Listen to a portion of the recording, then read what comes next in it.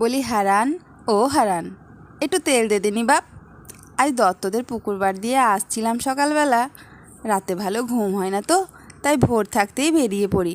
তা দেখি কি মাছ ধরা চলতেছে, খালের মধ্যে খলবল করতেছে টাটকা মাছগুলো, দেখে বড্ড নোভ হলো রে।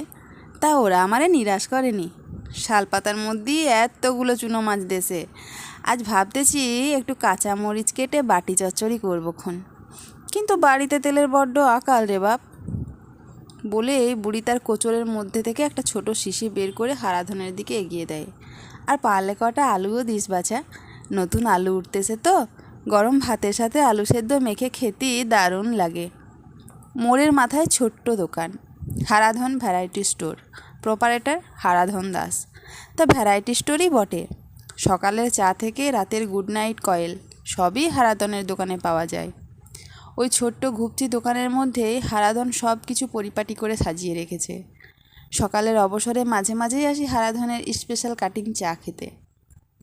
দোকানের সামনে কয়েকটা নড়বড়ে বেঞ্চি আর ময়লার আস্তরণ ফেলা টেবিল, কিন্তু চাটা অপূর্ব বানায় হারাধন, সাথে লেড়ো বিস্কুট। মুড ভালো থাকলে ডিম টোস্টও বানিয়ে দেয়, কিন্তু আজ বোধহয় হারাধনের মুড ভালো ছিল না। বুড়ির আবদার শুনে রীতিমতো খেঁকিয়ে উঠল।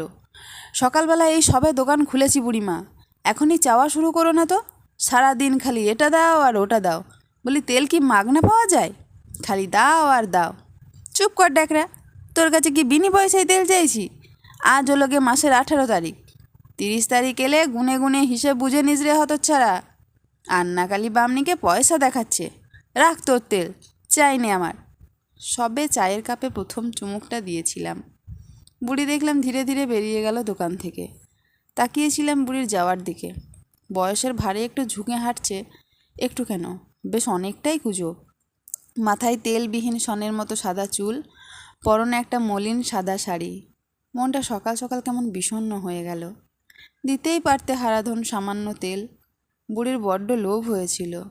বলেই ফেললাম কথার হারাধনকে, ও আপনি বুঝবেন না দাদা, এর পেছনে অনেক ঘটনা আছে, সারাদিন খালি এটা দাও আর ওটা দাও। হারাধন চা ছাকতে ছাকতে মুখ তোলে। আরে উনি তো দিয়েই দেবে বলেছে, নিশ্চয়ই মাসের শেষে হাতে সামান্য টাকা আসবে। এখন তো আবার সরকার থেকে অনেক ভাতা টাতাও দেয়। ওনার কি কেউ নেই? থাকেন কোথায় উনি? আমার একগাদা প্রশ্নের সামনে হারাধন যেন একটু বিরক্ত হলো। অত শত জানি না দাদা, একাই তো থাকে শুনেছি। মনে হয় এক ছেলে ছিল, সে তো বিয়ের পর বউকে নিয়ে শটকান দিয়েছে। এই মুখোরা বুড়ির সাথে আর কোন বউই বা থাকবে? ওই ছেলেই নাকি মাসে মাসে মানি অর্ডার করে কিছু টাকা পাঠায়। ওই টাকার জোরেই বুড়ির দেমাক, রোজই এটা ওটা এসে নিয়ে যায়, আর কাজের চাপে অত লিখে রাখতেও পারি না। ওই বুড়ি আমার দোকান লাটে তুলবে দাদা। তারপর বেশ কিছুদিন যাওয়া হয়নি ভ্যারাইটি স্টোরে। সেদিন কী যেন একটা কারণে ছুটি ছিল। বাজার থেকে ফেরার পথে কাটিং চাকে এড়াতে পারলাম না। দোকানে এসে দেখি হারাধন কোন এক খরিদ্দারকে ডিমের দাম নিয়ে কী যেন বোঝাচ্ছে। আমাকে দেখে এগিয়ে এলো, বসুন দাদা, এখনই আপনার চা বানিয়ে দিচ্ছি। ততক্ষণ একটু খবরের কাগজে চোখ বোলান। খবর পড়ছিলাম আর দেখছিলাম হারাধন কাজের মধ্যেও বারবার রাস্তার দিকে তাকাচ্ছে, একটু যেন চিন্তিত মুখ। ব্যাপার কি হারাধন, কেউ কি আসার আছে নাকি? আর বলবেন না দাদা। হারাধন চায়ের কাপ নিয়ে সামনে এসে দাঁড়ালো। আজ 3 দিন হয়ে গেল বুড়ির কোনো পাত্তা নেই। যে মানুষটা রোজ এসে ঘ্যান ঘ্যান করতো, তার হঠাৎ হলো কি? যাক গে মরুক গে, আমার অত খোঁজ খবরের দরকার কি? কিন্তু একটু পরে কি যেন ভেবে হারাধন শটান বেরিয়ে এলো দোকান থেকে। চলুন তো দাদা, একটু খোঁজ নিয়ে দেখে আসি বুড়িটা বেঘরে পড়ে আছে কি না। এই তো সামনেই, মিনিট 4 লাগবে হয়তো হেঁটে যেতে। তাছাড়া আমার এই মাসে টাকাটা পুরো বাকি পড়ে আছে। চলুন চলুন। প্রথমে ভেবেছিলাম মানবিকতার তাগিদে যাচ্ছে হারাধন, কিন্তু ওর শেষের কথাটা দৃষ্টিভঙ্গিটা পাল্টে দিল। গিয়ে দেখলাম তেমন কিছুই নয়, তবে হালকা জ্বরের মতো হয়েছিল বুড়ির। কিন্তু হারাধনকে দেখে একদম তেলে বেগুনে জ্বলে উঠল বুড়ি। বলি, হারি চাই রে তোকে হতচ্ছাড়া, মাসের শেষ হতে এখনও 3 দিন দেরি আছে রে, টাকা চাইতে একেবারে ঘরে এসে জুটলি। তা এলি যখন, তখন তুই চাল আনতে পারলি নে। এই 2 দিন তো পেটে বালিশ বেঁধে পড়ে আছি। হারাধন কী যেন ভাবে। আপনি 2 মিনিট বসুন তো দাদা, বলে হন্তদন্ত হয়ে বেরিয়ে গেল। আমি চুপচাপ বসে বসে বুড়ির গজগজ শুনছি।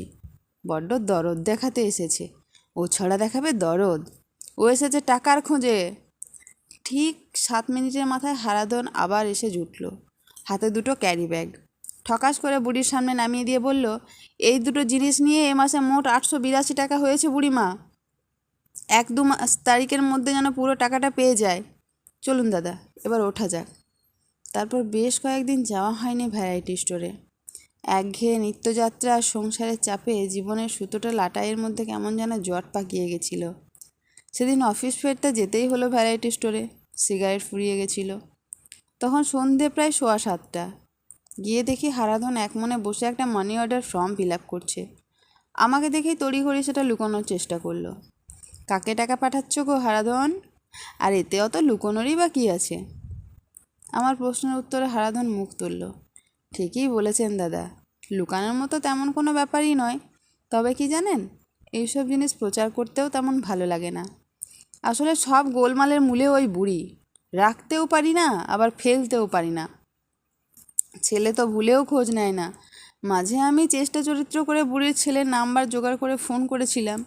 বেশ কিছু টাকা বাকি পড়ে গেছিল সেই জন্য। তা এমন ধমকে কথা বলল যা বলার নয়। তা আজকের দিনে আর কেই বা বুড়ো মা বাবাকে দেখে বলুন? এরা তো সংসারের বোঝা, তাই না? আমার নয় অনেক কাল আগেই মা বাবা চলে গেছে। থাকলে হয়তো আমিও এমন আচরণ করতাম। তখনই ডিসিশন নিলাম, বুঝলেন? ওই তো বুড়ি, সে আর মাসে কত টাকারই বা জিনিস নেবে, ওটুকু আমি ঠিক ম্যানেজ করতে পারবো। মুখে এমন ভাব দেখাতাম যে আমি যেন জিনিস দিতে মোটেই পছন্দ করি না। বুড়িও তখন সে ছেলের কথা বলতো যে সে নাকি মাসে মাসে টাকা পাঠায়। বুড়ির এই শেষ বয়সে বুড়িকার ওই অপ্রিয় কথাটা বলতে চাইনি দাদা। যে ছেলে তার খোঁজই নেয় না, কতদিনই বা বাঁচবে বলুন? শেষ জীবনে এই শোকটা নাই বা পেল মানুষটা। তাই নিজেই পোস্ট অফিস থেকে মানি অর্ডার ফর্ম এনে মিছিমিছি ফিল আপ করে মাসে 2000 টাকা বুড়ির ঘরে পাঠিয়ে দিতাম ডাক পিয়নের হাত দিয়ে। বুড়ি ভাবতো ওর ছেলেই পাঠিয়েছে। পরের দিনই বুড়ি যেন টাকা শোধ করতে দোকানে আসতো, তখন ওর সে কি মেজাজ! আমার টাকা আবার আমার কাছেই ফিরে আসতো। মোটে তো 2000 টাকা, ওটুকু ভগবানের আশীর্বাদে ঠিক ম্যানেজ করে নিতে পারবো। মানুষটাকে ভালো রাখার জন্যই এই মিথ্যাচারটুকু প্রতি মাসে করে চলেছি। এ কথাটা আপনি ছাড়া আর যেন কেউ না জানে দাদা, প্লিজ। ও, ভুলেও গেছি, এই নিন আপনার গোল্ড ফ্লেক। দোকান থেকে বেরিয়ে এলাম। ছোট্ট ভ্যারাইটি স্টোর এক লহমায় অনেক বড় হয়ে গেল আমার কাছে।